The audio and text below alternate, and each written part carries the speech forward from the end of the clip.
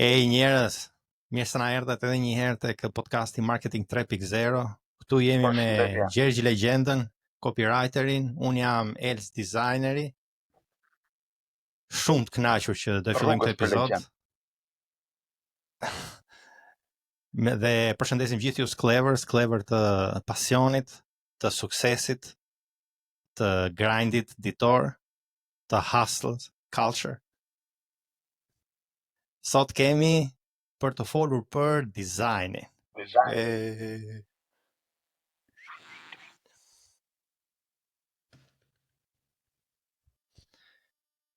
Ti si ke punën me dizajnin? Unë personalisht kam kalu shumë etapa kështu ignorance, vazhdoj të jetoj në mos dije të plot rreth si funksionon, por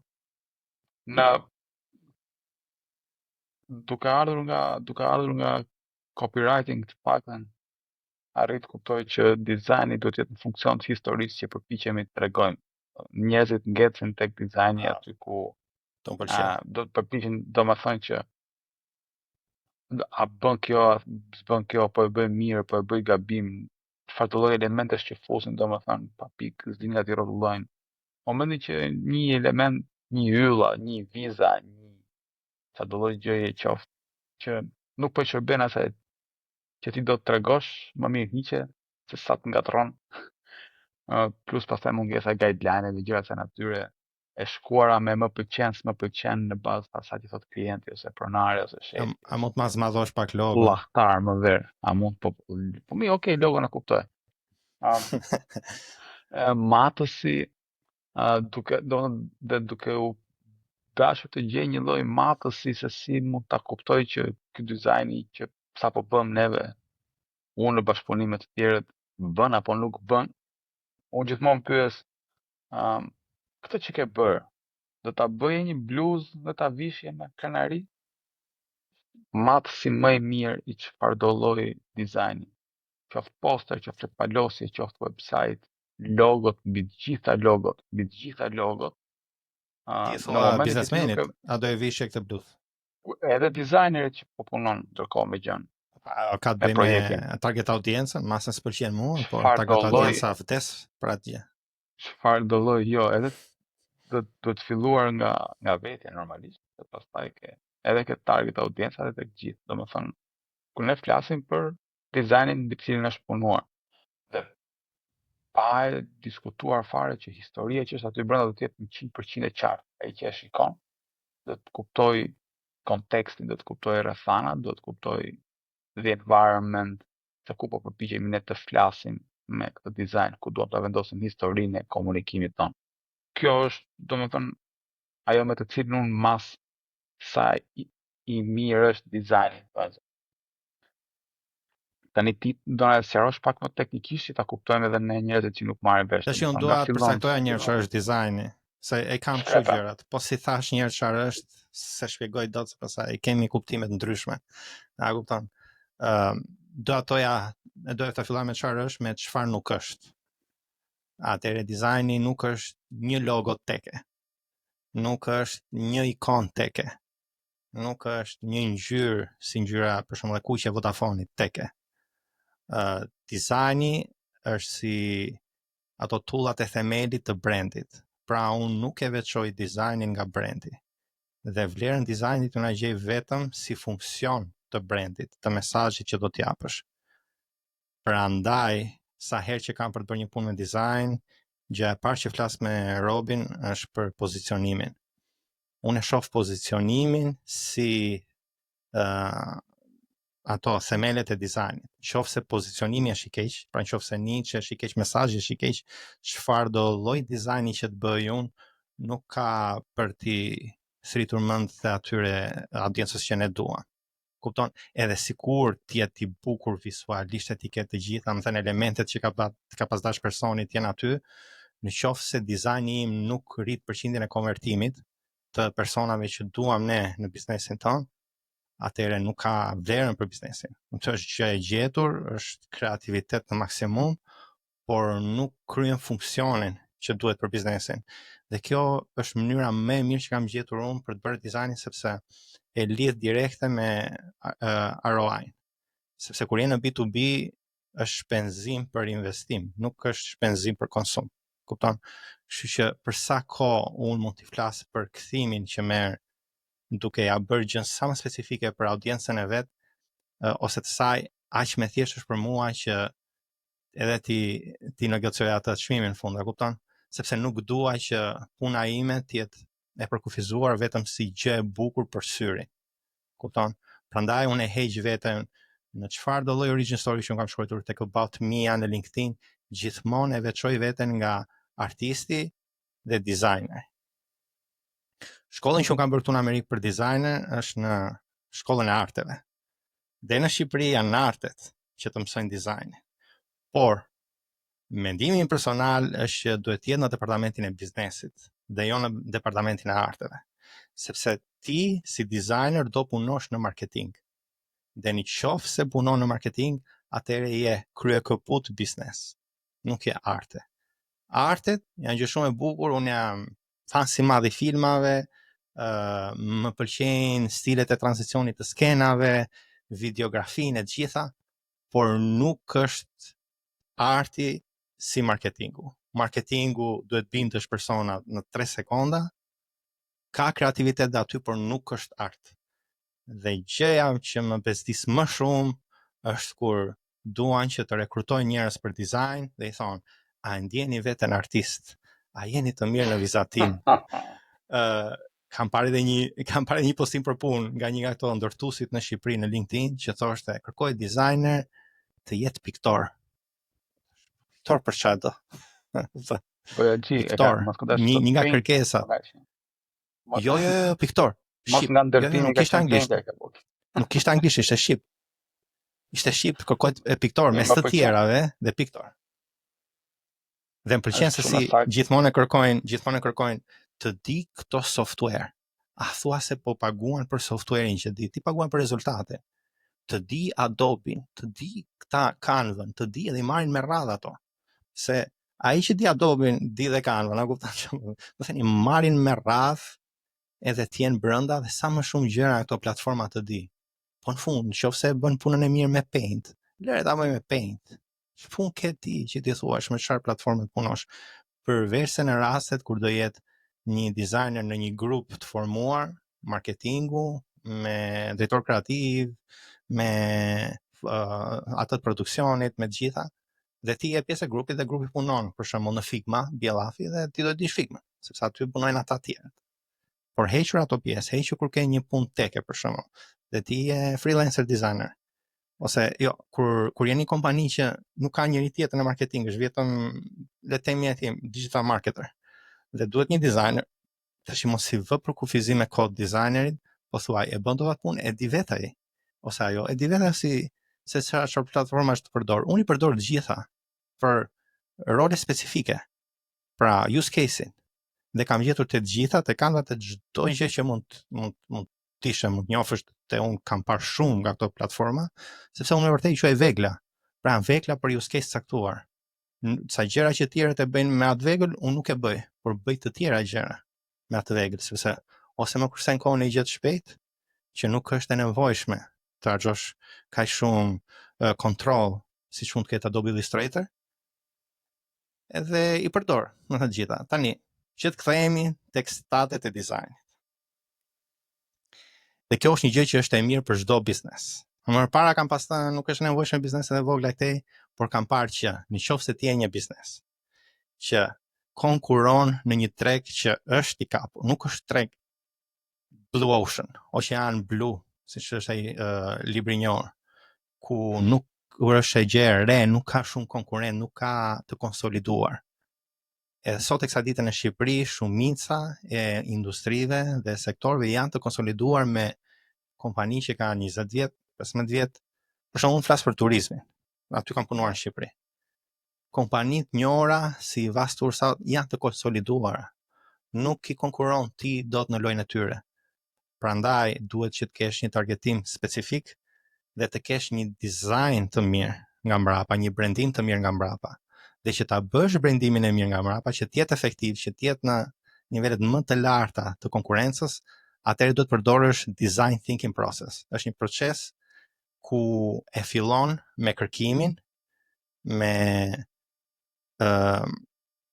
kërkimin e konkurrentëve, të parit se si do të pozicionohesh në treg, të parit se si audienca jote, pra ti ke zgjedhur një audiencë, një niche të segmentuar, dhe njëta audiencë çfarë pëlqen në gjërat që përdor për ditë.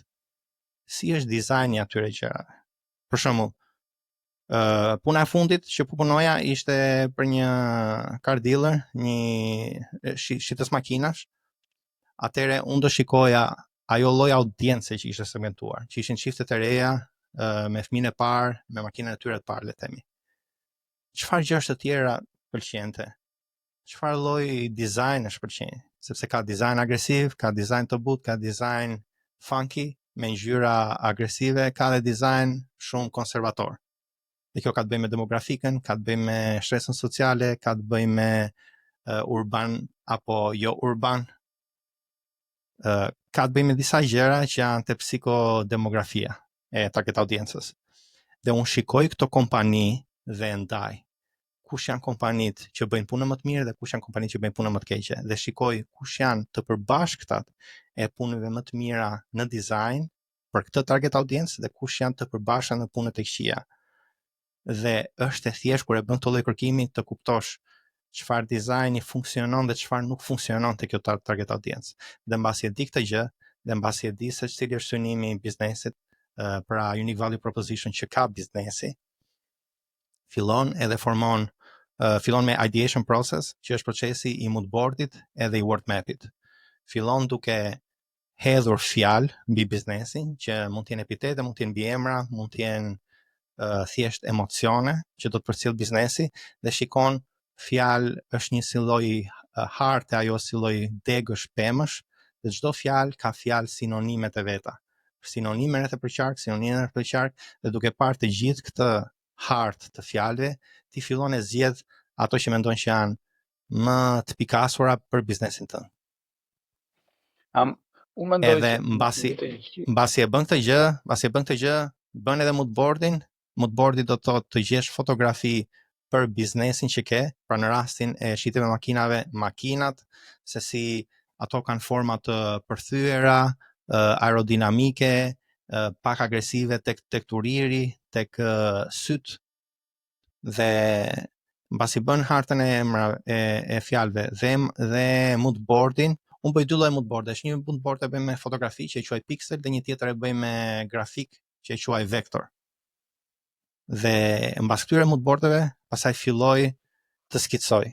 Unë skicimin e bëj me një pen pressure tool që është e Wacomit, dhe është njësoj sikur ta bësh në letër, vetëm se e bën tek ilustratori direkte. Dhe kështu kur save të sti me kohë, disa tjerë përdorin Procreate për shembull, nëse ke një iPad, por në këtë mënyrë i kursen vetes kohë që ti bësh foto dhe pastaj ti shkosh sipër me pen toolin e ilustrator. Është një nga këto veglat avancuara të ilustratorit, mund të jetë që në një të ardhmen të afërt nuk do të duan më nevojën për ta përdorur, por sot e kësaj dite është ai që ty vizatimin, dhe kur them vizatimin edhe ai që bëhet me laps direkte në ekran, ta modifikosh nëpërmjet këto handles dhe e rregullon në mënyrën që do të isë pas vizatimit, dhe mbasi bën, mund të them, nga çfarë do lloj alternative të ndryshme, dhe e fillon me nga një krah dhe në krahun tjetër, fillon edhe e ngushton numrin e alternativave, dhe duke ngushtuar numrin e alternativave, bën një lloj low fidelity që mund t'ia tregosh klientit dhe ti thuash nga këto 2, 3, 4, cilën mendon ti që është më e përafërta me ato që ti do të bësh, dhe pastaj punon vetëm në atë drejtim.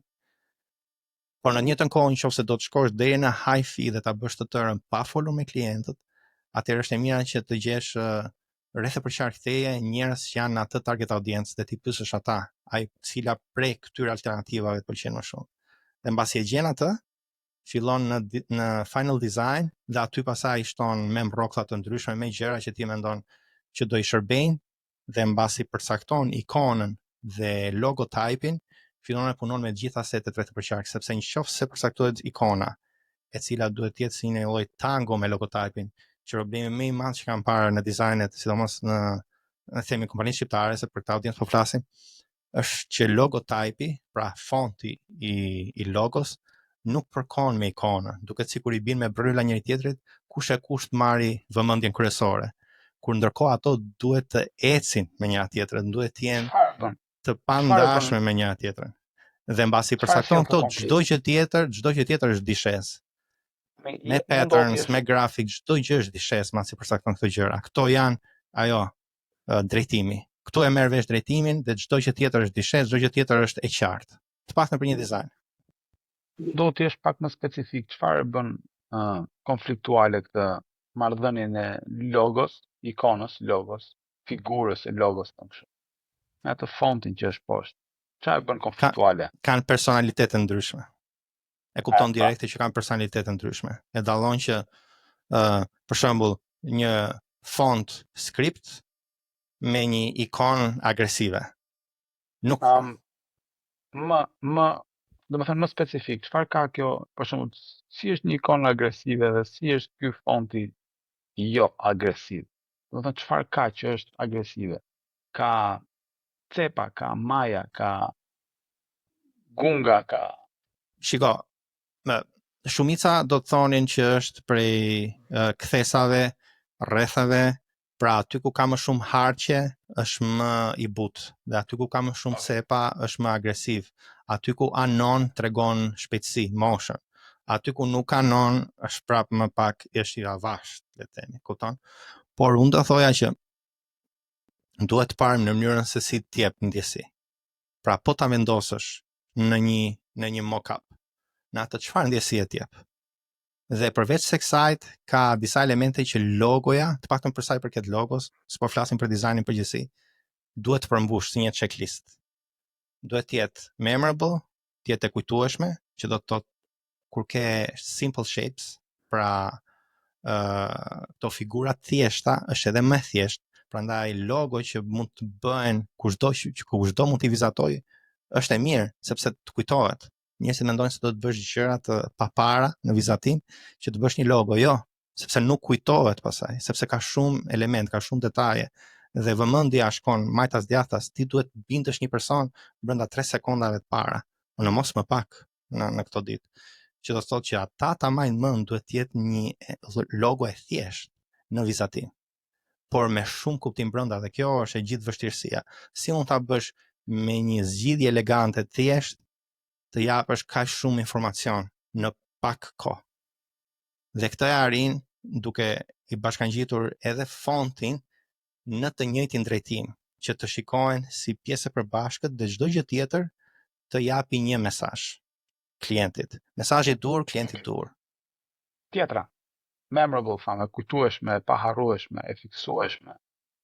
Po, duhet të jetë e kujtueshme, duhet të jetë timeless, që mos jetë pjesë e trendit, sepse më shumë në trendje, më pak skadencë, pra më skadencë kanë në amortizatim, më afatgjate është, më pak afatgjate, po. Kur është jashtë trendit është afatgjate, dhe ne duam gjëra që durojnë për një kohë të gjatë. Nuk duam të bëjmë punë që të kenë, siç është një punë, për shembull në një postim në social, ajo e ka skadencën 24 orë, nuk marr një postim tek. Prandaj duam që të bëjmë punë me gjëra që do qëndrojnë aty për një kohë të gjatë, sepse më shumë qëndrojnë, më e vlefshme është puna. Është njëjta gjë me brandin personal. Ti do që të kesh një brand personal, një reputacion që të mbajë gjatë, që do të thotë gjën që ke bërë sot të kujtohet dhe të vlej edhe për mbas një vit e mbas 2 vitesh. Dhe prandaj shumë njerëz po kalojnë në brand, në marketing dhe po e lënë direct marketing, sepse direct marketing është mi shpenzimin e tanishëm. Çfarë ke bërë tani nuk ka për të vlejt mbas disa muajsh. Dhe njerëzit i ka ardhur në maj të hundës vetën të përshkojnë dhe të gjuajnë për tani për nesër. Pra, gjithkoha energjia dhe leku tyre të shpenzohet për një kohë kaq shkurtër. Ne duam që kohën tonë, energjinë tonë dhe lekun tonë ta shpenzojmë për një gjë që të mbajë sa më gjatë. Pra, memorable, timeless, duhet të jetë kuptim plot, meaningful, Dhe këtu është pjesa e klientit. Pra mund tjetë discovery call-i im në fillim dhe mund tjetë shtysa ime, unë jam një designer, unë gjithmonë duhet të shty për agresiv. Nuk mund tjetë një designer të shty për hamse këtu bëu pak konservativ se nuk I dihet, mos e merr atë hap, unë duhet I bëj atë, jepi vllaçko, futja, mbushe, kupton? Se pikë pari nuk janë lekët e mia, te një biznes. Pra, nuk bën logjik që mos kem skin in the game dhe të jem aq me frikë. Mund të jem ai që do të shty. Kupton? Ti si biznesmen e kupton se nuk është se janë lekët e mia, nuk është xhepi im. Por ndërkohë unë jam designer dhe po nuk jam unë ai që të shty, tash do të marrësh mua për të mirë qenë të shkosh 100% në agresiv. Unë jam që të shty. Po më mirë që ke një njeri që të shty, sepse po mos kishe njerëz dhe po të shkoj vetëm në logjik, s'do të kisha hapur asnjëherë atë biznes. Pra do të jemi një çik naiv në fillimet e biznesit dhe sepse brendi, sidomos ai, mua më pëlqen ai brendi origjinal, jo rebrandi, më pëlqen pika 0. Sepse e di që nëse ajo funksionon, ka një vlerë të stërmave dhe mund të jem krenar për atë gjë. Zakonisht kur bëj rebrand është diçka e vogël, diçka këtej si mund t'ja përmirësoj. Po përmirësimi nuk ka atë adrenalin, siç ka gjë e re. Megjithse ne si designer më shumë kufi na vë, duke na thënë gjërat që do, më e mirë është, nuk është se kreativiteti po kufizohet edhe s'ka kreativitet, se njerëzit kanë mendimin e gabuar, po I thash këto gjëra mbase ma bë siç di ti. Po siç di unë, si. Do të më thuash ti, te meaningful që të ketë kuptim, relevancë, do të më thuash ti. Çfarë është? Je ti strumbullari I këtij muhabeti. Në përgjithësi shumica e komunikimit mes profesionistit marketingut, çfarë do lloj profesionisti qoftë ai në çdo lloj fushë, design, copywriting, direct mail, search engine optimization, çfarë do lloj aspekti marketingut përgjithësi. Mendoj se historia personale e biznesit ose pronarit të biznesit, qoftë është vetë pronari është, si thua, biznesi është po ky njeri, historia dhe elementet që tregojnë historinë e tij ose karakterin e tij janë gjërat që duhet të jenë të qarta nga të dyja palët. Sepse ndonjëherë as pronari shkret vetë nuk e di se nga vjen edhe kush është edhe çfarë është e rëndësishme për të. Dhe në momentin që këto janë të qarta, pastaj ai mund të thotë që dëgjoj, unë jam ky. Tani e di ti se çfarë të bësh. Tani bëj diçka që di ti me këtë që jam unë. Kjo mungon. Domethënë këta mungojnë të manifestojnë, të shpalosin veten tek outputi, ke produkti, ke shërbimi, tek ajo që do krijohet, duhet të jetë biznesi dhe shpirti I pronarit, shpirti I biznesit. Duhet të jetë tek materiali që do krijohet. Dhe kjo e bën pastaj më të lehtë ta gjykosh bën apo nuk bën, sepse po e perifrazojmë domethënë shumë shkurtër të sa e vlefshme dhe sa efikase do jetë materiali që do prodhohet. Materiali që do prodhohet. Unë do thoja që nga njerë njerëzit thjesht nuk kanë një histori bombastike për të treguar apo diçka nga mrapa. Zakonisht ka njerëz që kanë provuar në disa fusha dhe kanë rastisur këtu dhe duan një brandim për atë gjë. Është komplet normale. Në momentin që ke filluar një biznes, një sipërmarrje, aty ka një çelës që e kthen historinë nga normale në të jashtëzakonshme. Domethënë kur ajo janë në vetvete, është elementi që ndoshta duhet parë. Ose çfarë shtyu këtë, është ajo që duhet parë.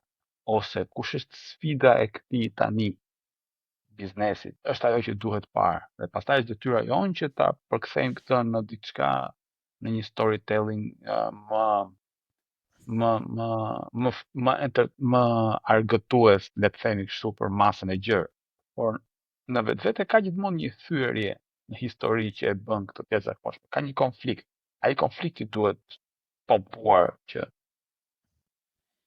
Dhe konflikti është pjesa e storytelling, se pos pati konflikt nuk është histori për tu dëgjuar. S'ka vlerë. Okay. So, kthehemi ke vendi ku ishim.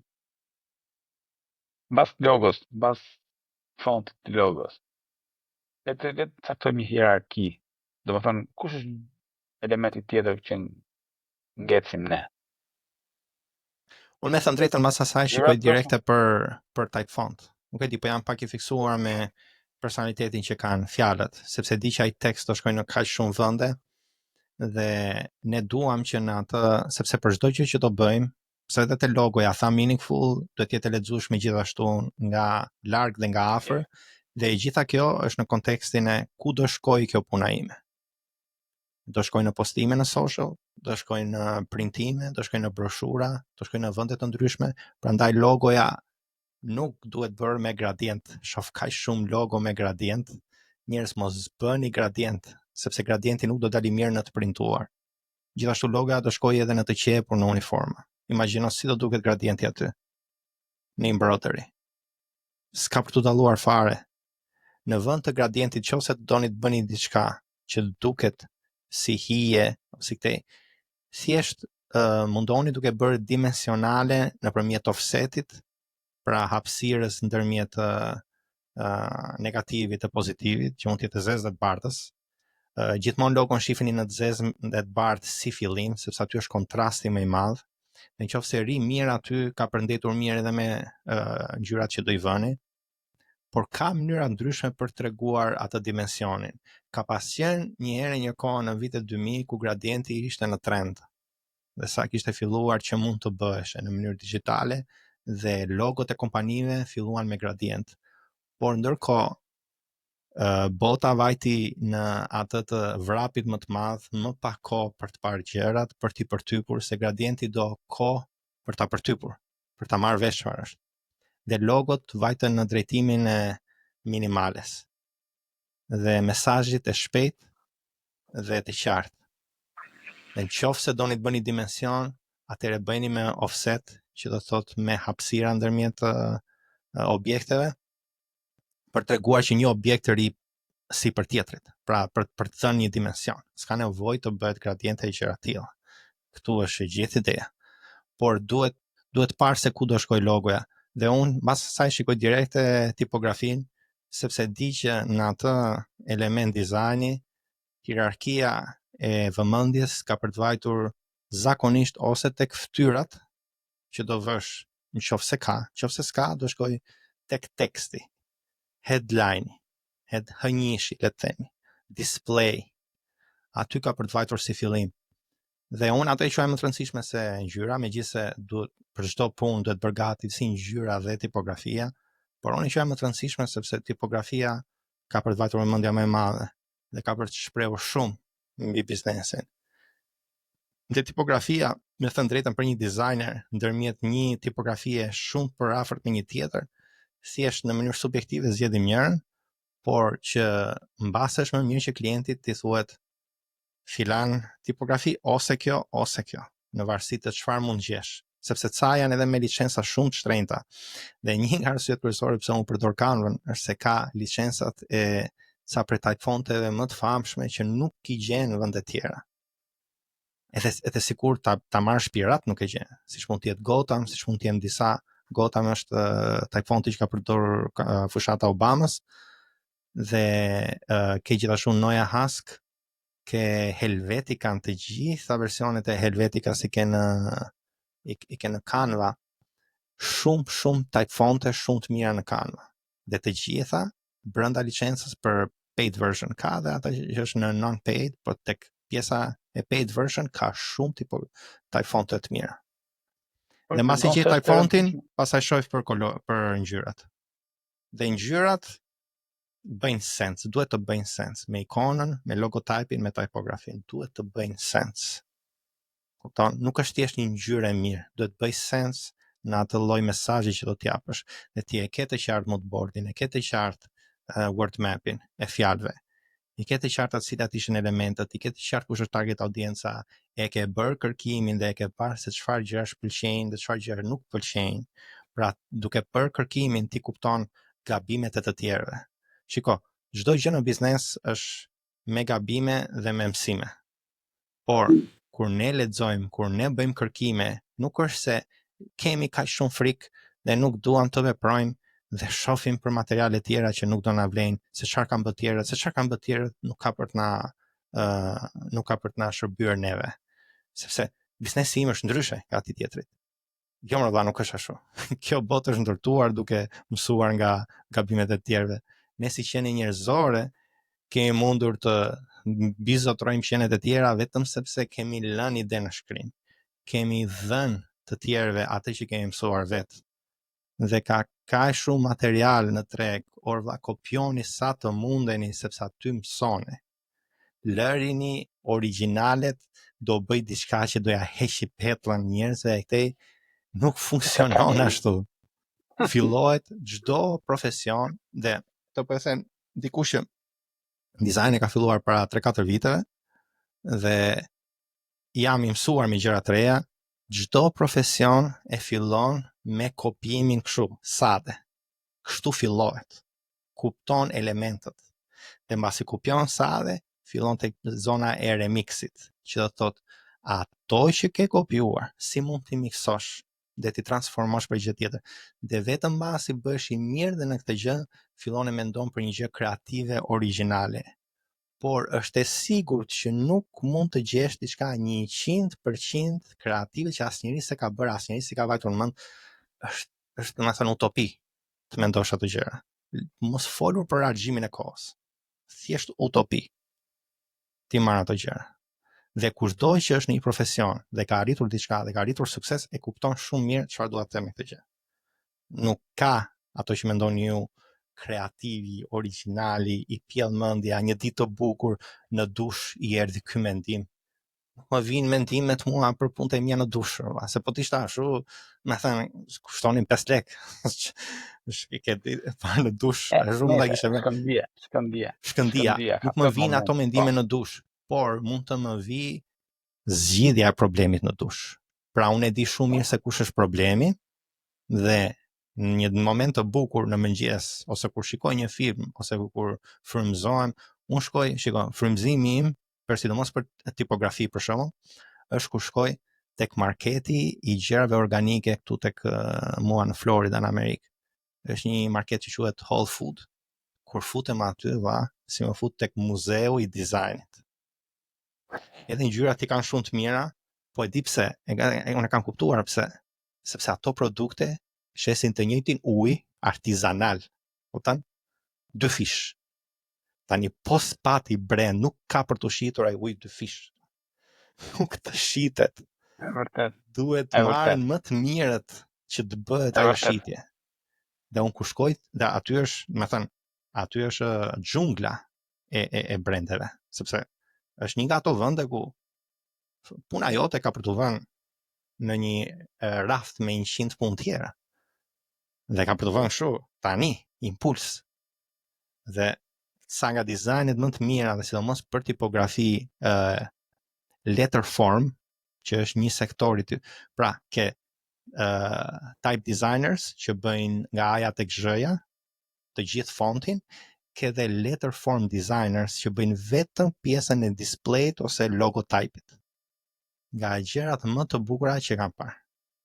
Dhe aty robi shef dhe drejtimin e dizajnit dhe frymëzohet të gjitha. Duke qenë në këto vende dhe fati im në Florida, sidomos te ngjyrat është kështu pafund me ngjyra. Të them pafund. Nga çfarë do lloj ngjyrash, çfarë do lloj kombinimesh.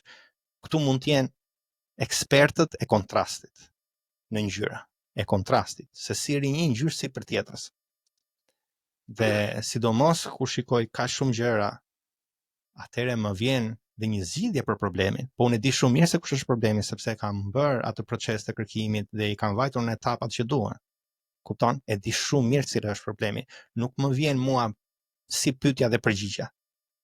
Do të dish njëherë pyetjen, çfarë pyetje të bësh, që do të vi përgjigje. Dhe shiko, me do e mos do vi. Në mos një moment në tjetrin.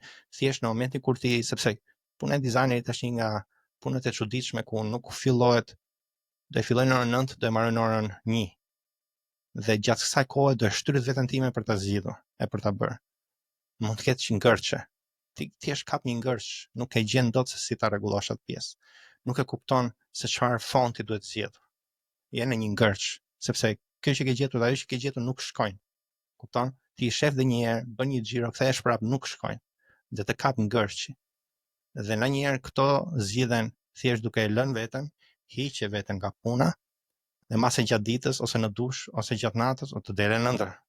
Kujtjet, ti me thënë fle me atë problem, dhe pasaj zgjidhet.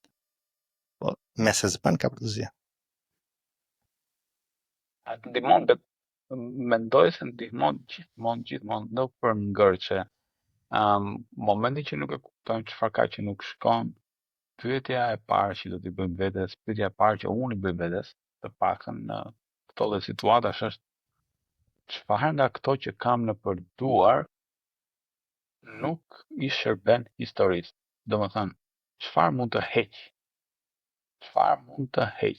Sa më shumë në momentin, nuk e mbaj mend ku e kam lexuar apo ku e kam Mark Twain, ndoshta, ose nuk e di.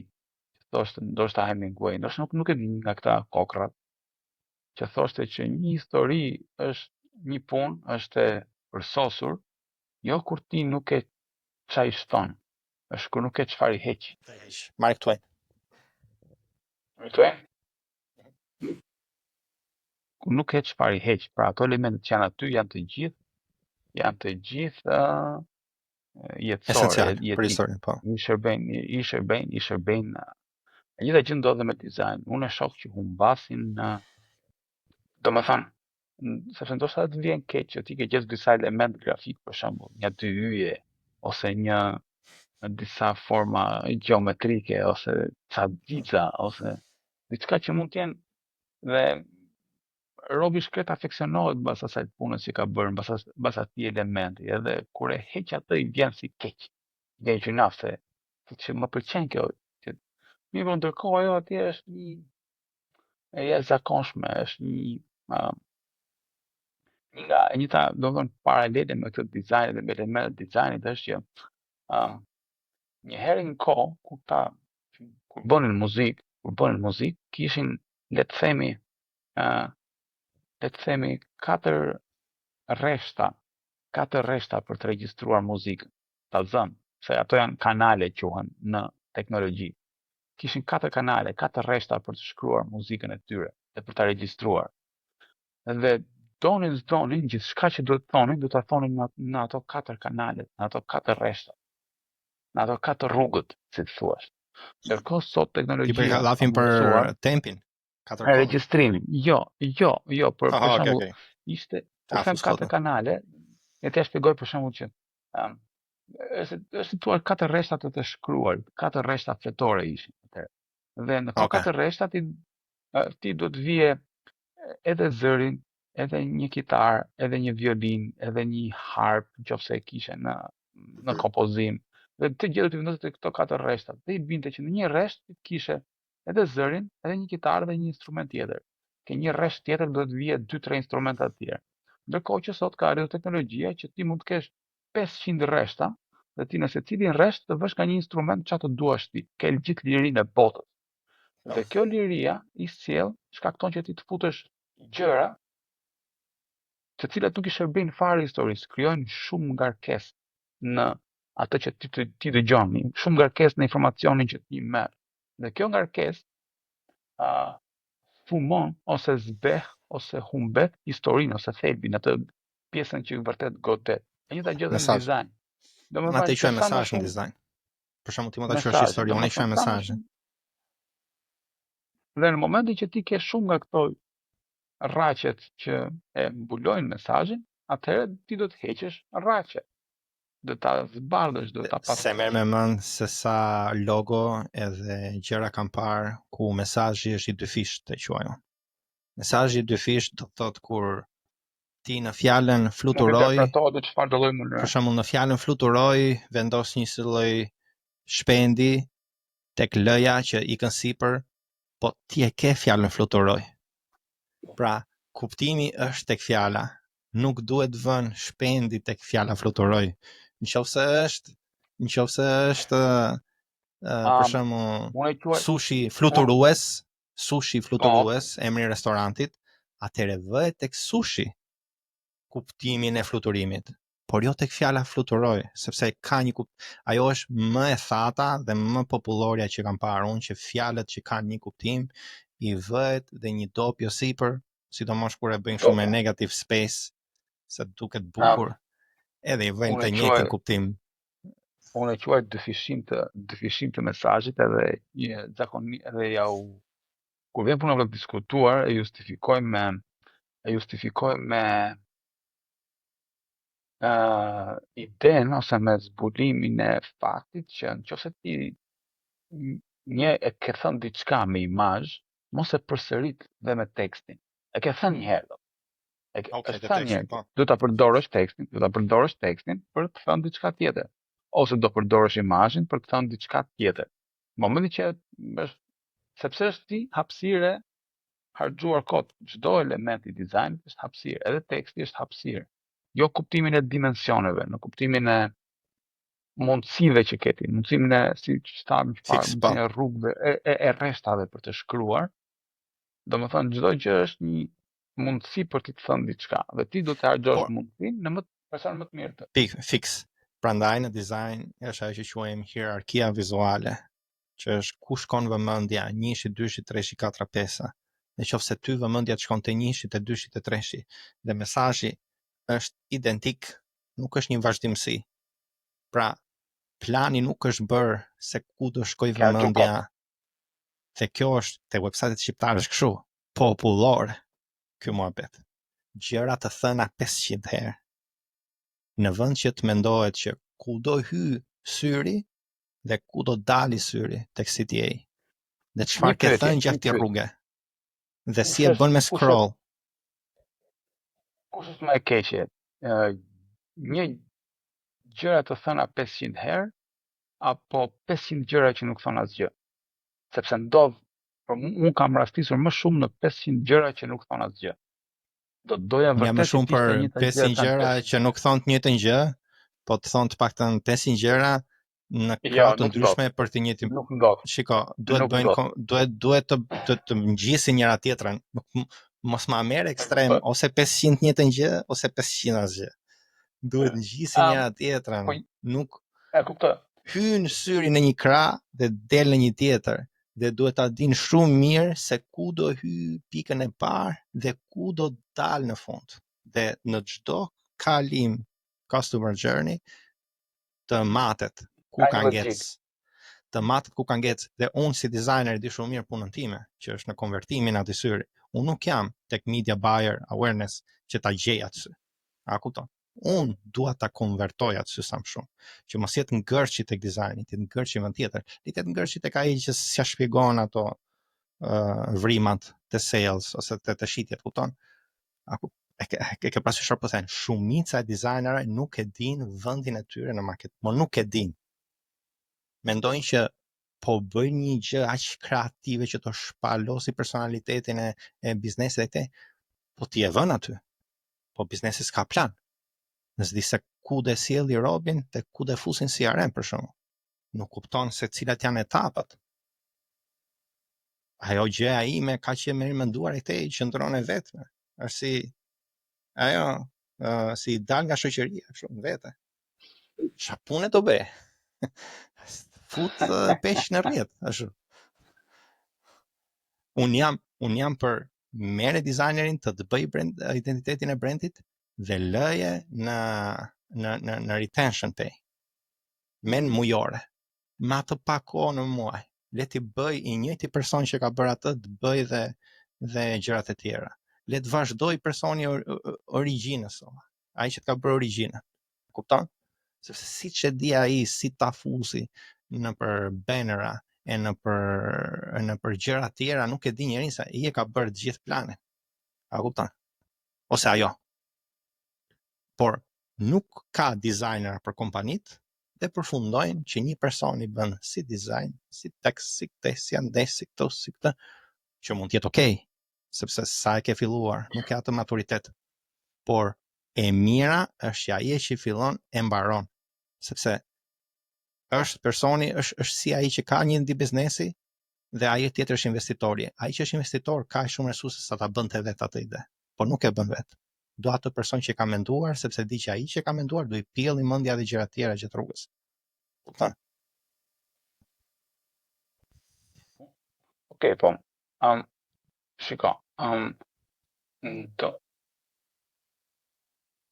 nuk është edhe e thjesht. Unë mendoj se ankecja më e madhe, jo vetëm për dizajn, në përgjithësi, është tek në radhë të parë është mungesa një strategjie të mirëfill që në fillim të biznesit sipërmarrjes, dhe është mungesa një strategjie të fushatave të momentit ku është biznesi, dhe prandaj gjërat nuk ngjisin me njëra tjetrën. Dizajni nuk ngjit me gjuhën që flitet, të dyja bashk nuk ngjisin me biznesin, natyrën e biznesit. Natyra e biznesit nuk i ngjit fare variantit më të pëlqyeshëm të klientit që ka ajo, dhe ndoshta kjo mungesa e aftësisë për t'i parë gjërat në tërësi e vështirëson shumë punën, që se është domethënë si copa të një puzzle-i. Domethënë kur ti nuk e di imazhin e puzzle-it, Është thjesht mund t'i customer marrësh journey, copat, është thjesht hedhësh në journey. ajër. Po, duhet parë Mund të hedhësh klienti në në ajër një dhe kur rrugtim. bien. Po. Mere klientin, vë në një rrugë të vetme, vë në disa hyrje në të njëjtën rrugë, mate të tërë rrugën dhe shif çfarë mund përmirësohet dhe shif çfarë ecën e çfarë nuk ecën. Është shumë e thjeshtë si proces. Në Shkruaje për teori. një episod më vete. Do e bëj një episod vetëm për rrugën. Rrugën e klientit. Është Ndër- shumë e rëndësishme që nuk arrin, domethënë E them, e di pse e them vetëm sepse unë dua që puna e dizajnit ose puna ime të ketë një ROI në kthim në investim shumë të qartë. Por nuk mundet të kthej dizajnin në vetvete të një atë gjë, sepse nuk është pjesë e vetme e rrugës klientit. Nuk qëndron aty që e merr, e shet, e rikthen, e bën që të sjellë shokët e vet. Nuk ndodh ashtu. është me fantazu, me pa prralla me sy hap. Nëse doni ato gjëra, nuk ndodhin ato gjëra.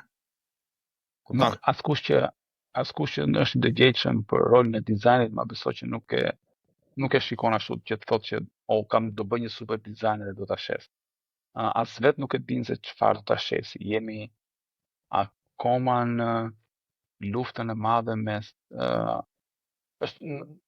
do thënë njerëzit nuk e din se çfarë kategorie, them njerëzit, do të thënë pronarët e bizneseve, biznesi vet, administratori, çdo qoftë, nuk e din akoma çfarë natyre ka biznesi që ata janë. Do të thënë, retaili trajtohet si diçka që me vlera, edhe bizneset me vlera trajtohen si retail. Do të thënë, kur flasim për retail, flasim që konkurenca në kryesisht bëhet bazë të çmimit. Apo e kam gabim? Do të thënë, dyqanet e lagjeve, dyqanet e veshjeve të vogla, fast fashion, çfarë mund të jetë një shërbim tjetër në një lloj shitës me pakicë. Shitës me pakicë. Shit bleje, merr e shet, normale, po e merr dhe e shet. Aty çdo gjë bëhet në bazë të çmimit. Kush të ofron çmim më të ulët? Kurse bizneset të mëdha, shërbime të një natyre tjetër, automobilizëm, edhe pse karburanti është, do të thënë, shitje me pakicë, prap ka një lloj vlere. Por në tërësi edhe shërbimet si freelancer, pra shërbimi në vetvete, B2B-ja duhet të jetë tailor made, që do të thotë diagnostik, jo transaksional. Dhe kur ti sjell një vlerë, pastaj ka shumë element që ndikojnë në rezultatin, a do ta shesësh ti apo jo. Pra është brendi, është përqasja jote, është fytyra jote, është dhe teknikalitetet, si sa efikas është website-i, çfarë bën website-in efikas. Do ka shumë detaje që njeriu do të jetë i ndërgjegjshëm që ekzistojnë si detaje në radhë parë. Pastaj çfarë funksioni kanë, dhe pastaj si çdo detaj duhet të funksionojë në atë panoramën e përgjithshme. Do ne ta quajmë dizajni i biznesit, pra dizajni i një tabloje të madhe të biznesit. Nuk është kollaj sepse ndoshta gjëra që janë me përvojë, nuk ka një handbook, një manual që thotë që dëgjoj biznesit. Ore, jam top 5 gjëra themelore, pastaj sa do t'i futesh ti në detaj se cilës për këtyre gjërave është tjetër gjë. Po një listë nuk ka që do kush thotë që e kam rregull dizajn, e kam rregull gjuhën e komunikimit, e kam rregull flow-n, rrjedhën në rrjedhën e komunikimit në faqe, a e kam të qartë se kujt klient po i flas, a e kam të qartë se në çfarë pike është ky klienti. Për shoh edhe nga profesionistë që kanë 30 vjet në një fushë të caktuar, dhe prapë kur duan të bën një reklam, thonë ose një komunikim, ju flas të gjithëve, domethënë 18/65, po jo more zotëri ose moj zonjë, po na e fillon me një gjë specifike të flasim dikujt fillimisht. I flas njerëz dikujt. Sepse po i flas, nëse do të drejtohemi të gjithëve, do përfundojmë që nuk do i flasim askujt. Askush nuk e gjen veten në atë gjuhën dhe në atë dizajnin e përgjithshëm që kanë faqet në përgjithësi. Falë se po ndërpres, është një thënie për këtë pjesën e të folurit gjithkujt, dhe thuhet ti flasësh gjithëve është si të shkruash një love letter to whom it may concern.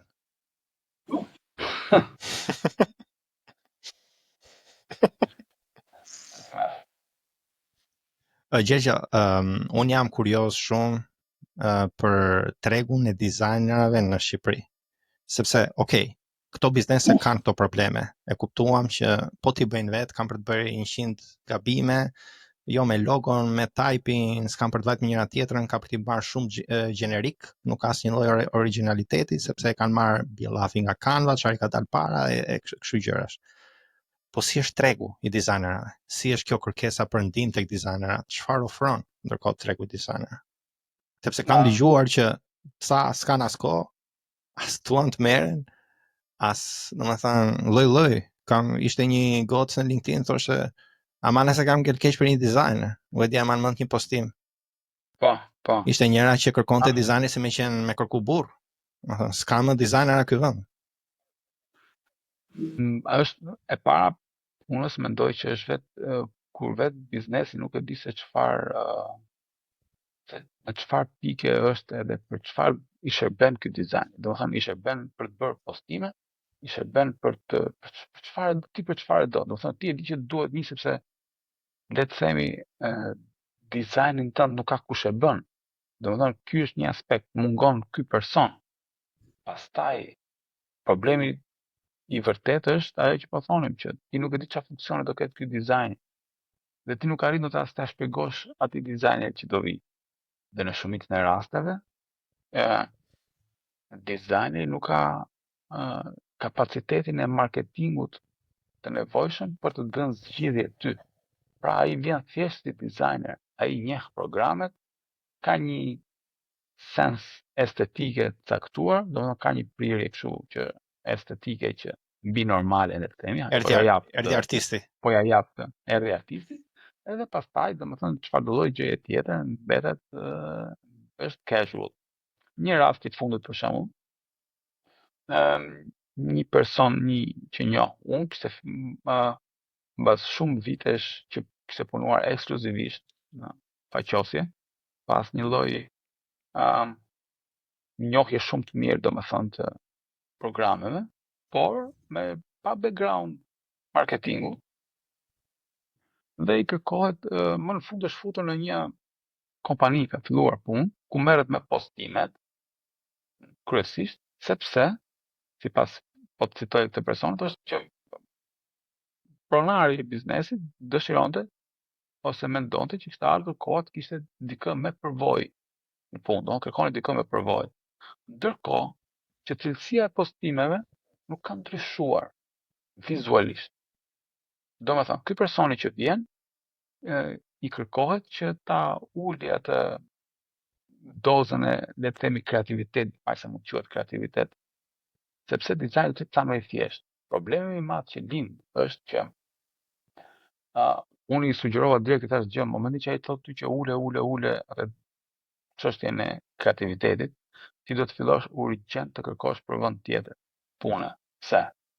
Sepse ajo që ndodh rëndom këtë raste është që ai të merr ty për të bërë për të qenë ti personi që je me përvojë, Dhe ai të thotë ty çfarë të bësh, ajo që të kërkohet të bësh është po ajo që ka bërë dikush tjetër përpara teje, do të thënë po ai niveli i ulët ose më saktë ai nivel më i ulët nga niveli që mund të ofrosh ti, dhe mbas 2-3 muajsh kur bëhet një përmbledhje e situatës dhe shikohet që dizajni nuk ka ndonjë ndryshim nga ajo çfarë ishte më përpara, por dizajneri është paguar më shumë tani sepse ke marrë dikë më përvojë, atëherë pyetja që shtrohet është që ti s'ke bërë asgjë. Edhe dhe për këtë arsye të largojnë nga puna, thonë që filloi kërkon diçka tjetër, s'pe ne të morën për këtë ti s'na bëre. Dhe është e kot pastaj që trisht. Është e kot pastaj që trisht lodhesh që jo po ti më the kështu, ti më the bëje kështu, etj etj etj etj. Ky është problemi i madh. Që në momentin, domethënë problemi i madh është që dizajni nuk vjen nga marketingu siç the ti, ose jo nga marketingu, por nuk vjen nga të qenurit i ndërgjegjshëm që kush është roli i dizajnit në atë panoramën e marketingut që po ndodh, që dizajni kryesisht në Shqipëri për marketing Në marketing. normal. Në marketing. Ky është dhe një problem tjetër është në qoftë se flasim jashtë profesionit që ti je në punë me rrogë, në momentin që janë përpiqen të krijojnë një rrjedh freelanceri, do një që të jenë në pozicionin si freelancer, dy problemet më të mëdha që shoh janë mungesë është një ego jashtëzakonshme për çmimet. Normale, sepse njerëz me një farë përvoje nuk mund të punojnë për një. Po dhe problemi tjetër është që kur je vetëm, duhet të kesh patjetër një lloj sistemi të mirë menduar se si do vi puna tek ty. Sepse është një 8 orësh më vete ai të kërkuarit për punë dhe është një 8 orësh më vete ai i ekzekutimit të punëve që ti ke arritur të fitosh. Dhe këto janë plasje shumë të mëdha. Është shumë e vështirë që një dizajneri vetëm dizajn i shpjegosh çfarë është një funnel klientësh. Dhe ekziston nga debatet që un kam më shumë qejf të bëj të ngacmoj, sidomos dizajnerët me të cilët kam punuar, ai ka qenë ke ideja e logos 50 euro. A do ta bëje ti si dizajner një logo, po do të paguante dikush 50 euro. Të jap një shembull shumë shpejt. Ata që gjuajnë për peshkun ton, kanë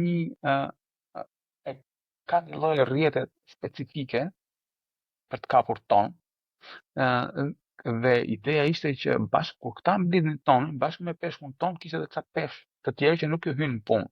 Okej, dhe këta i hidhnin, sepse ashtu ishte muhabeti. Tani, çështja është që nëse ti nuk kap ton, ose ti nuk e çashet. E njëjta gjë është dhe me dizajnin. Nëse ti bën një logo ta zëm, do të paguash 300 lekë, $300, 300 euro, dhe ti nuk pranon një logo 50 euro, është njësoj si ti të kesh hedhur rrjetën dhe çfarë do lloj peshku që ta kapësh, do ta hedhësh, vetëm sepse ai peshku nuk është ton.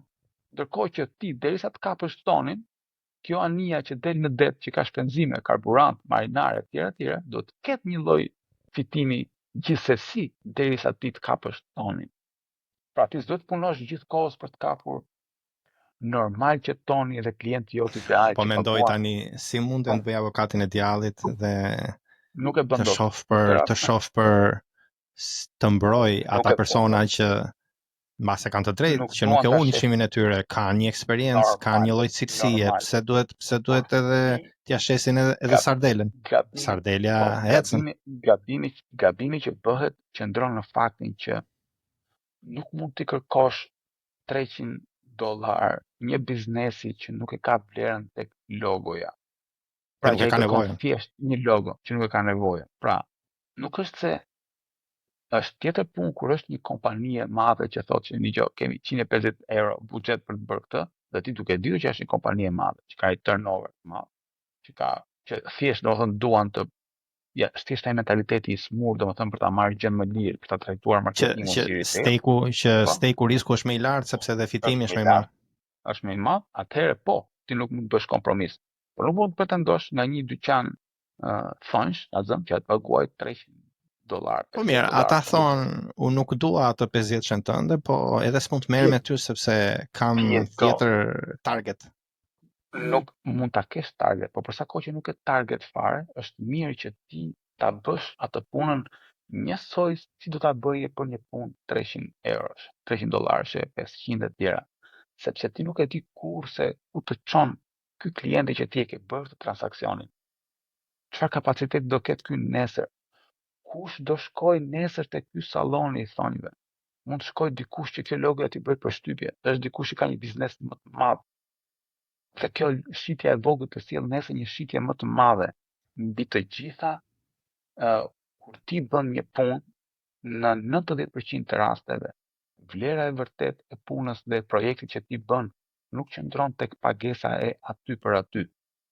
Vlera më e madhe është tek personi që ti krijon një lidhje dhe ke të gjithë mira lidhjet e tjera që ka ky person dhe që ekspozohet puna jote. Unë jam kundër ides që dëgjoj, ma bëj ti flet palosin e restorantit sepse ma bëj palek sepse ti do ta vë emrin aty ka ajo sepse nuk i dihet. Ai është një kompromis që ti e bën ose nuk e bën. Domethënë, por ama në vetvete, Okej, po si është ndryshe kjo, nga ajo që po thua ti? Si është ndryshe flet palosja e restorantit, palek, thjesht sepse do kesh më shumë shikueshmëri. Sepse nuk funksionon njësoj. E thënë, një flet palosi është tërësisht teknike në Pa asnjë aftësi. do të thënë në menu. Jo, do të thënë është ka thjesht aspektin utilitar. Në rast se ti do sillje ke një ide për një të jashtëzakonshme për të flet palosin që do ta bënte çdo njeri të pyeste, kush ta ka bërë ty këtë flet palos? Ose dikush që është interesuar, që ka një biznes vet dhe dhe kjo flet palose do ta sillte ke ty, atëherë po në momentin që ti bën një punë thjesht utilitare, atëherë vërtet nuk mund të bësh kompromis me punën tënde. Po kur kërkohet diçka kreative që të ekspozon ty në mundësi të tjera pune, atëherë mund ta bësh një kompromis te çmimi. Më kupton çfarë po them? Është gjithmonë çështja e ekspozimit. Është tipi ti e mendon për këtë gjë, për shembull, nga që këta dizajnera nuk kanë shumë aftësi shitse, nuk e kuptojnë vlerën e një lead magnet për shembull. Ose vlerën e nurture-it. Se dhe nurture-it do thotë t'ja japësh gjëra falas, që është përmbajtja. Për shembull, podcasti. Çfarë do lloj gjëje që ti jep përmbajtje falas, që ti bën të tjerët të masin ujërat me ty, përpara se të bëjnë diçka, kupton? Pra, jep, dhe në fund kërkon, dhe mbas edhe pa kërkuar të pyesin. Pra, mbase nga që këta njerëz nuk e kanë ai shumë të qartë pjesën e shitjes moderne. Por mund të ketë njerëz që kanë ai shumë emër, kanë ai shumë network, sa kanë punë të vazhdueshme. Dhe mund të jenë njerëz që thjesht nuk kanë kohë edhe po të merren, pra slotet nuk i kanë. Pse kanë punë të vazhdueshme? Sepse gjëri që mund të jetë punë shumë e mirë që nuk e gjen nga shumë njerëz. Në 2-3 për shembull mund të jenë që mund të bëjnë atë lloj pune. Nuk ka të bëjë vetëm ajo, ka të bëjë që personat me të cilët ti ke punuar janë të kënaqur dhe këta persona njohin persona të tjerë që kanë nevojë për dizajn. Pra, vendimarrja mbi një projekt ta marrësh apo jo, nuk duhet të jetë i bazuar vetëm në çmim. Duhet të jetë i bazuar mbi të gjitha në një strategji afatgjate për sipërmarrjen tënde si profesionist, për ofrimin e shërbimeve të tua. Ai çka tjetër? Mund të jetë që ai biznes që nuk e ka atë buxhet, nuk ka nevojë për award winning designer 25 vjet të eksperiencë. Thjesht nuk ka nevojë, nuk ka pse shtyn tek ai ose tek ajo. Nuk ka nevojën ta bëj atë logo për atë person, por njeh dikë që mund ta bëj, që sa e ka filluar, që ka premisa, ka aftësi dhe mund ta bëj logon për atë, por nuk është e nevojshme që ky award winning designer me 20 vjet eksperiencë të merret me logon e një restoranti që sa shap. Mase nuk është e nevojshme. Dhe një nga ngërçet e tjera që shoh në treg është që neve si treg jemi të ekspozuar ndaj mundësive për të punuar në një treg ndërkombëtar. po flas gjithmonë për dizajnet, do dizajnet mund të punojnë jashtë, po themi në thonjza, duke qenë në Shqipëri. Dhe pagesat që ofrohen këtu, do thënë nga tregu vendas normal janë shumë larg atyre që ofrohen jashtë. Nga ana tjetër, sepse edhe kthimi i investimit është më i vogël. Audienca ka më pak lek. Konkurenca jashtë është dihet se sa e vështirë dhe krijohet një iluzion që unë nuk punoj me tregun këtu sepse s'më paguan dot, do përpiqem të punoj jashtë nuk arrin të gjesh gjithkohës, jashtë nuk arrin të gjesh punë gjithkohës për arsye që dihen dhe përfundon që kthehesh punosh prapë këtu sepse është më kollaj të gjesh një punë, të marrësh një rrogë e cila që asnjëherë nuk del. Edhe bie pre kësaj, domethënë dyzimit që ti je këtu, punon këtu, do të punosh me jashtë, por nuk ke sistem për të punuar me jashtë. Pastaj përfundon që punon me rrogën këtu edhe ke kapacitetin, edhe është një rreth vicioz i pakënaqësisë mes. Dhe ne mendojmë që fajin e ka tregu. Në fakt fajin e ka mungesa e informacionit tek gjithë secili për ta bërë të funksionojë situatën e vet. Domethënë, nuk arrin të kuptojnë që në çfarë situate jam unë, çfarë po kërkoj unë, si arrij unë. Në cilën etapë biznesit. Që është një etapë për një freelancer. Dizajner. E mungesa e njohurie marketingut, domethënë sjell ata që nuk e arrin ta kuptojnë që ti vetvete je një biznes, ke një ofertë, të cilën duhet ta marketosh. Edhe për sa kohë që ti nuk e marketon, nuk e për të pas shitje, nuk e për pas shitje pikë. Çfarë ke parti nga këta dizajnerë që kanë pasur sukses me jashtë dhe nuk e kanë këta të tjerët që mundohen her pas here sepse kujt nuk i pëlqen që të punojnë vetëm me jashtë në Shqipëri, por në fund pasaj nuk kanë aq lica të vazhdueshme. Me thënë të drejtën, nuk shoh asgjë të jashtëzakonshme tek këta që punojnë me jashtë. Do të nuk shoh që thosh që po filani po ose filani po katalen, po ta marrë, po ke cilësia e punës.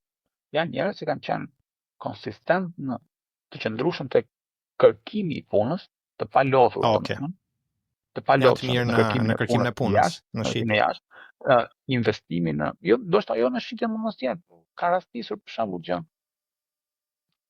kanë gjetur dikë fillimisht. Në gjithë halli sa të gjesh një, shesesh një herë jashtë. O që shet një herë, mund të shesesh 100 herë.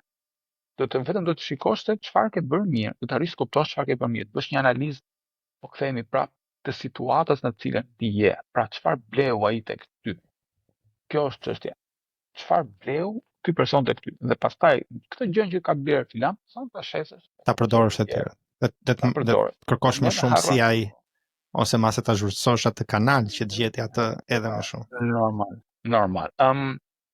Dhe tjetra është ka shumë persona të cilët investojnë le të themi para tek reklama e tyre për të bërë boost, ndoshta për të bërë çka tjetër, për të paguar dikë, për të siguruar lidh, për të bërë një partneritet, dhe partneriteti mungon. Domethënë një pjesë, kur them partneriteti,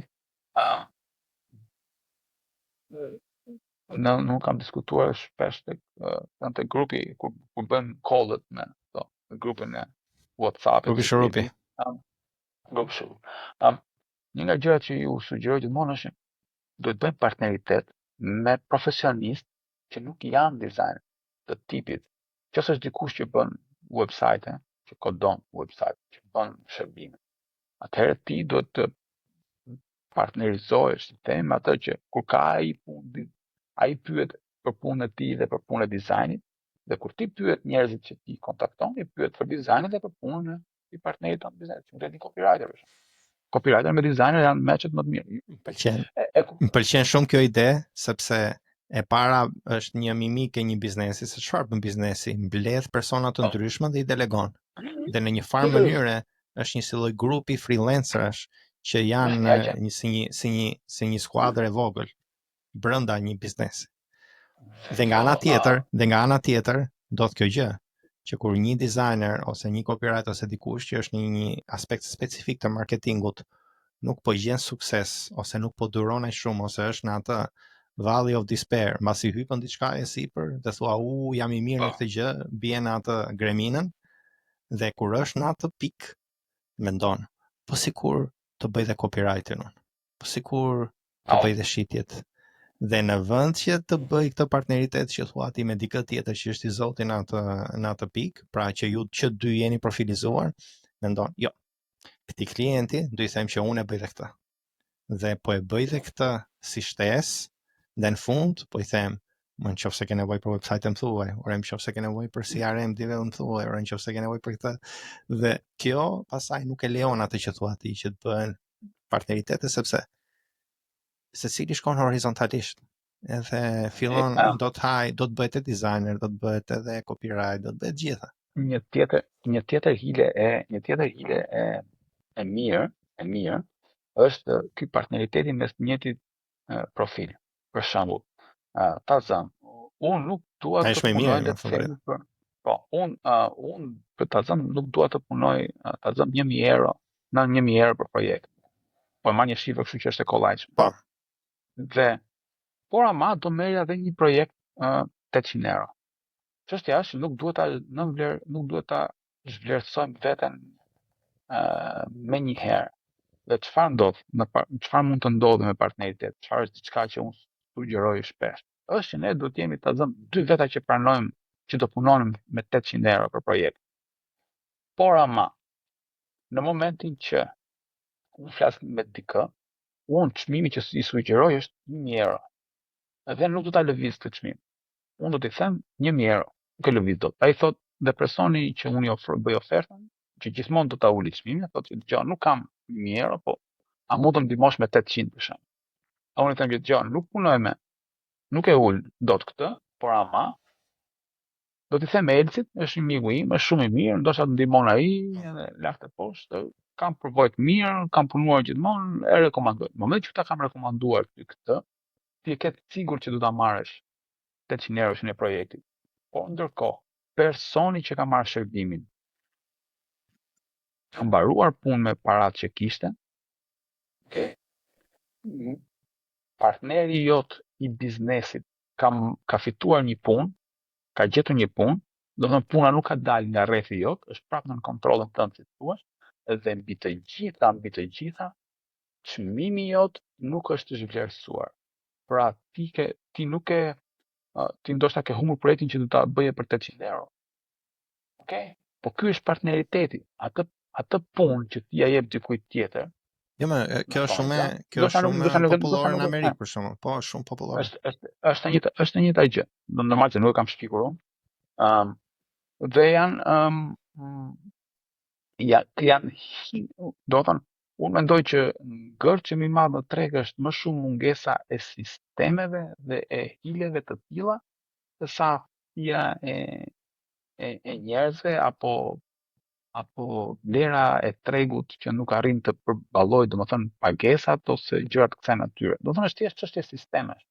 Si çdo gjë në Shqipëri. Domethënë edhe në bujqësi është po njëjta gjë. Domethënë është mungesa sisteme, secili punon për vete, Madje shumë veta bëjnë atë që quhet shadow, që do të thotë vetëm ta ndjekësh dikë që është në pikën që ti do të jesh në 3-4 vjet dhe ai person nuk të paguan, ti vetëm shkon edhe shef punën e vet dhe ndihmon me sa të mundesh. Kupton? Dhe është si punë çiraku me ustaj. Që ndodh në profesionet si në marketing, dikush është copywriter me eksperiencë, dikush sa e ka filluar, është e mira që thjesht ta ndjekë atë person me kohën e vet të lirë që ka. Dhe aty është kombinim perfekt, sepse ai që është eksperiencë ka shumë kërkesa, por nuk ka kohë dhe në këtë mënyrë kanalizon sa gjëra, ndihmohet nga një person tjetër dhe ai që ndihmon fiton eksperiencë. Shef si është tregu. Nuk e kam rastisur. Si? Nuk e kam rastisur ndonjëherë këtë lloj, do të thonë kemi një lloj egoje neve, kështu që nuk i arriu nga mbrapa. Në momentin që ne kemi një frikë të madhe. Ai që kam vërë unë është që kemi një frikë të madhe për këto ekstremet. Paguajemi jashtëzakonisht shumë, mund të jetë vërtet, ose s'paguajemi fare, nuk bëhet llaf. Kupton? Fare. Dhe në fund ngelim gjithmonë tek mesatarja. As shumë, as pak, as këtej, hajt, kupton? Ndërkohë, në tregjet avancuara dhe kur bëhet fjalë për designer, ti që ditën e parë je në tregun global, që ditën e parë. Mënyra se si ti shkon tregut vendas është sepse ti profilizohesh në diçka që siç e the, mund të jetë më thjesht se tregu global dhe ti jep ty eksperiencë. Pra e gjitha është një rrugtim. Qofse ti arrin atë lloj cilësie, mënyre shitjesh, kanalesh e të gjitha, arrin në tregun global dhe aty pasaj ka kostot e veta që do thotë nga mëngjesi deri në darkë vetëm duke dhënë përmbajtje që është lead generation, sa aty është pjesa më e vështirë se je në tregun më të avancuar, tregun global, kupton? Dhe sidomos në tregjet të avancuara të tilla mund të kalojnë vite pas një kthim në investim.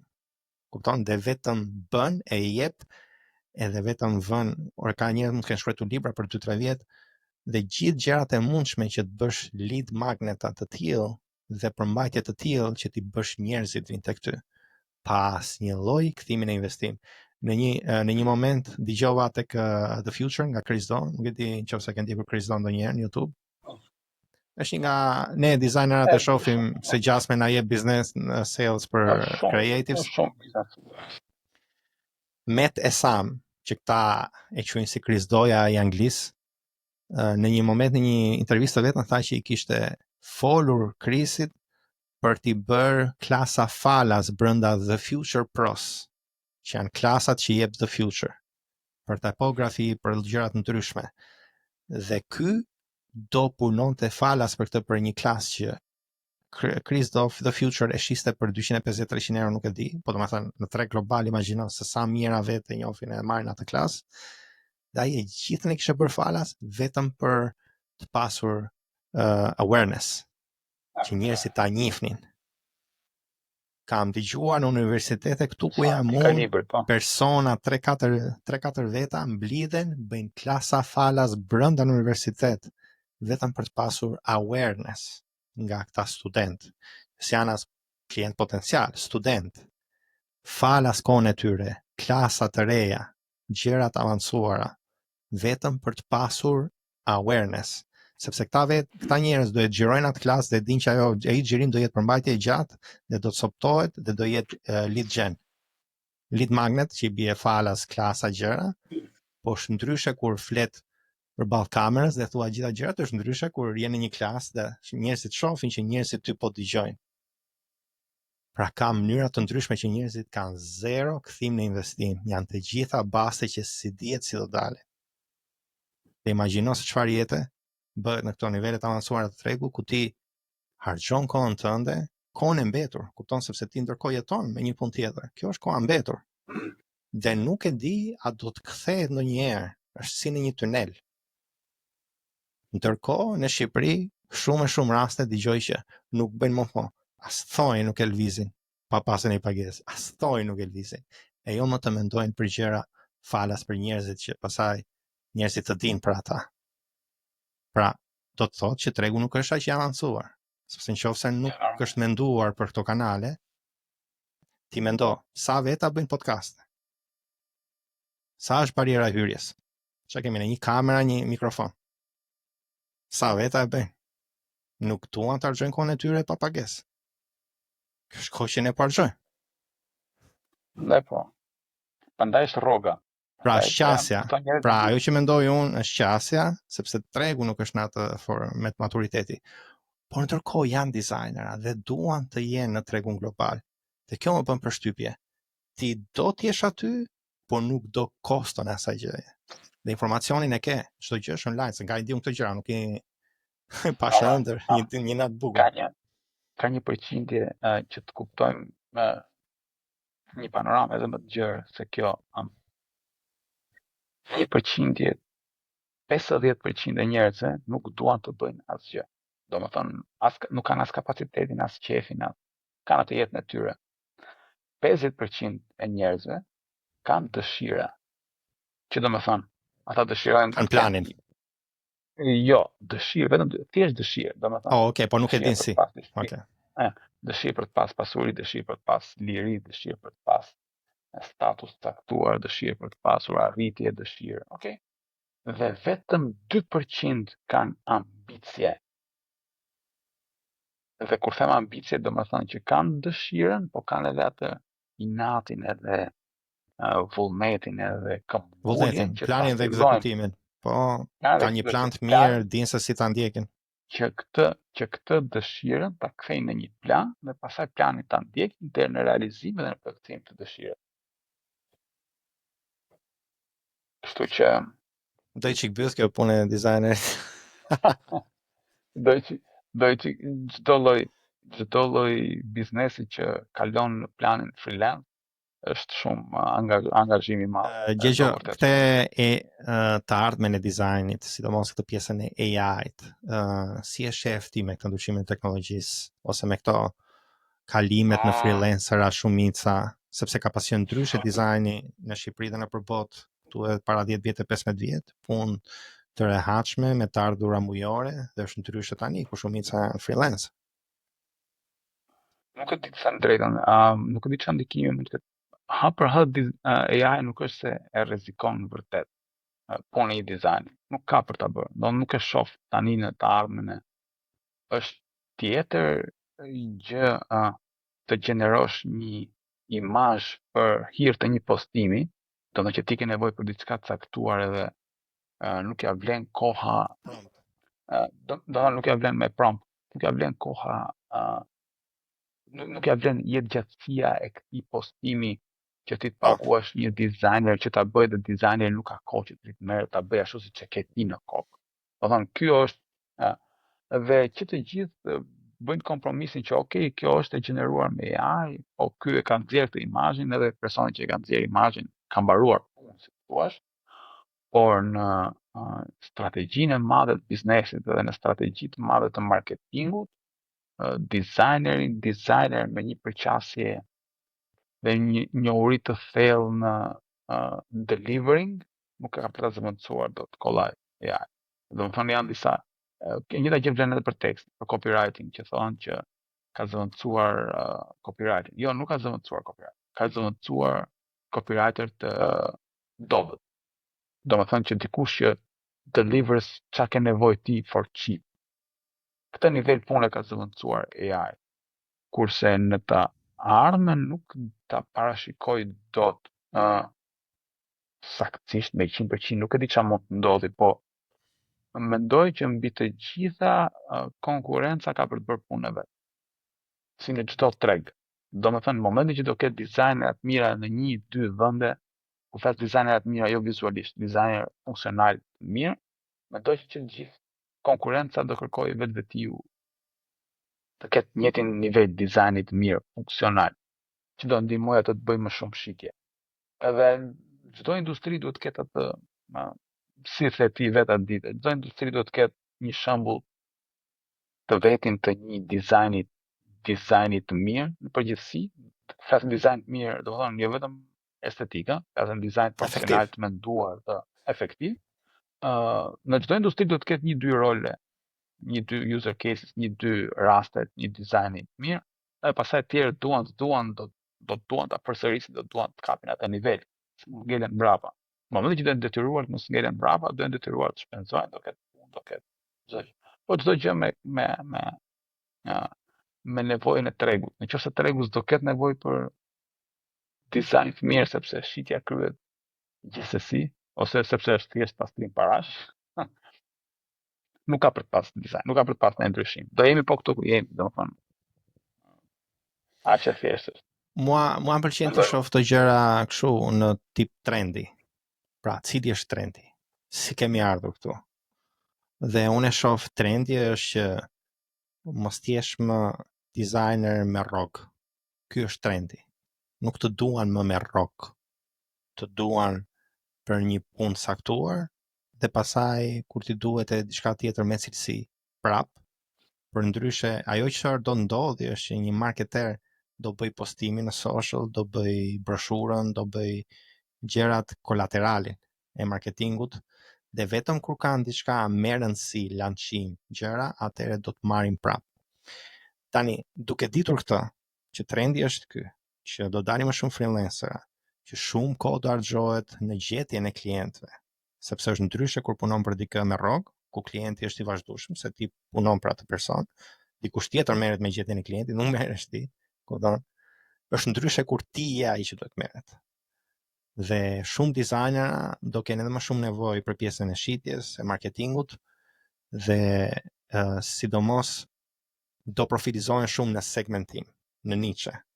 Pra nuk do jetë më ajo se tani për tani dhe më përpara po është gjithmonë ky llafi.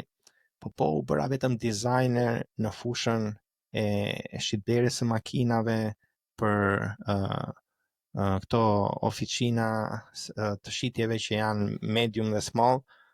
Është e mërzitshme se do merren vetëm me këtë gjë. Jo, nuk është e mërzitshme. Ajo është niche. Ajo është tregu. Ashtu segmentohesh dhe do jetë më shumë treg rajonal, për shembull Shqipëri, Maqedoni, Kosovë, mbas edhe Greqi, mbas edhe Itali, kupton? Për mos thënë europian të paktën.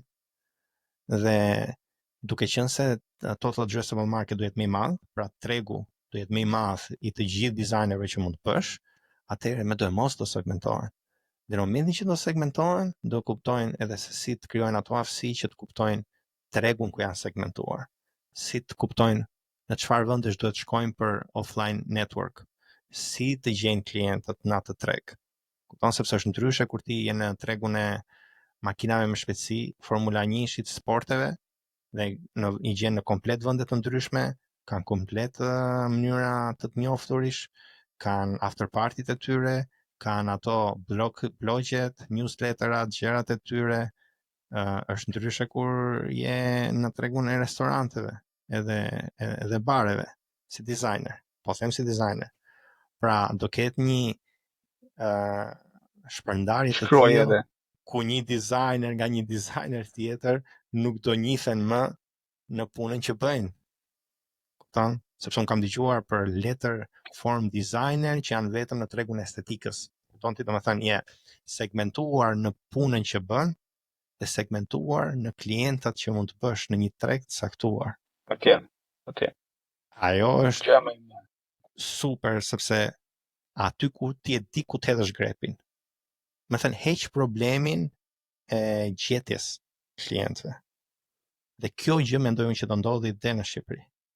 Do segmentojnë në mënyrë të tillë, do i gjesh që do bëjnë vetëm një gjë, do e harrojnë atë ankesat, u mërzita vetëm duke bërë tipografinë e këtyre, u mërzita. Kam shumë njerëz duan gjëra të tjera, nuk i bëj dot, dua të bëj. Jo, ajo është, duhet njihesh për diçka. Që ta dinë që ky problem specifik ka filanin që ta qanë. Dhe sidomos nëse ti je në atë treg, pra në billafishin e makinave. Kupton? Ti bën sporte dhe makina. Bën to gjërat me shpejtësi. Që unë vetëm kështu e shoh këtë të ardhme. Po, bakje kam gabim asnjëri se di. Por kur vjen puna tek AI, do të thotë që do jemi më produktiv, që do të thotë do kemi më shumë atë shining object, bëjmë edhe ca gjëra të tjera. Dhe ai do jetë drejtimi i gabuar, sepse nëse ti duhet përdorësh AI-n, atëre përdore atë për të gjithë zinxhirin e punës tënde, edhe për gjetjen e klientëve. Mësoje si mund ta përdorësh atë për të krijuar përmbajtje që njerëzit të gjejnë ty në search engine për shembull. Si designer, si freelancer. Pastaj vetvetiu ti do bësh një orë dhe do dish dikë tjetër që bën atë gjë, dhe bën vaki do mblidheni dhe do hapni tip agjencie të tipit LLP, Limited Partners, siç janë venture, thon, ku secili ka stake-un e vet në kompani. Mbase kjo do ndodhi, nuk e di, por do ishte gjë zgjuar që secili të gjente një person tjetër që është i mirë në atë gjë specifike dhe AI-n ta përdonin vetëm për gjërat rrethana.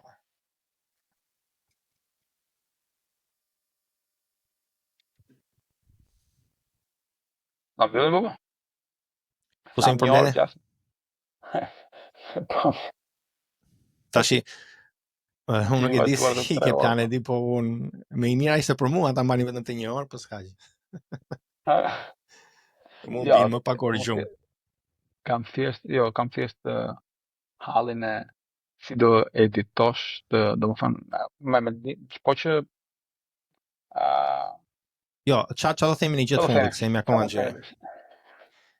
Tashi ma mbylli çik shumë me thënie të papara, me mic drop. Ma mbyll një çik. Me mic drop. Mendoj që ka ardhur koha të kuptojmë se cili për nesh që të paguhemi si jashtë, duhet të bëjmë gjërat që bëhen jashtë. Në momentin që bëjmë gjërat siç bëhen këtu dhe pretendojmë të paguhemi siç paguhesh atje, nuk ka për të funksionuar. E ke thënë çik si Nardoka këtë. Pra, të duhet një sistem pune i një tregu tjetër që të paguhesh si tregu tjetër. Korrekt. Do të punosh Do të bësh atë lojë, do të bësh atë lojë. Do të bëhet atë lojë. Po nuk bëre, domethënë, po nuk bëre atë lojë, nuk do paguhesh si ai lojtar. Kështu me çka kemi parë neve në treg se bën njëri atë lojë. Domethënë nuk mund të luash tek Partizani. Përveç nesh. Mund të luash. Kuptohet. Ne, po ne jemi kategori tjetër. Nuk mund të luash ke Partizani dhe të pretendosh sigur luash me Realin. Të paguhesh si ke Interi. Okay. Unë do thoja që tash I kam një kështu shprehje që nuk ka rëndësi nëse mendon që mund t'ja dalësh apo që s'mund t'ja dalësh, ke gjithmonë të drejtë. I ka thënë se gra shell. E me hodhi mikrofon. E ka thënë ai, ma ka marrë, ma ka kopju mos. Jo, s'ta ka marrë, ta hedhë on mikrofonit.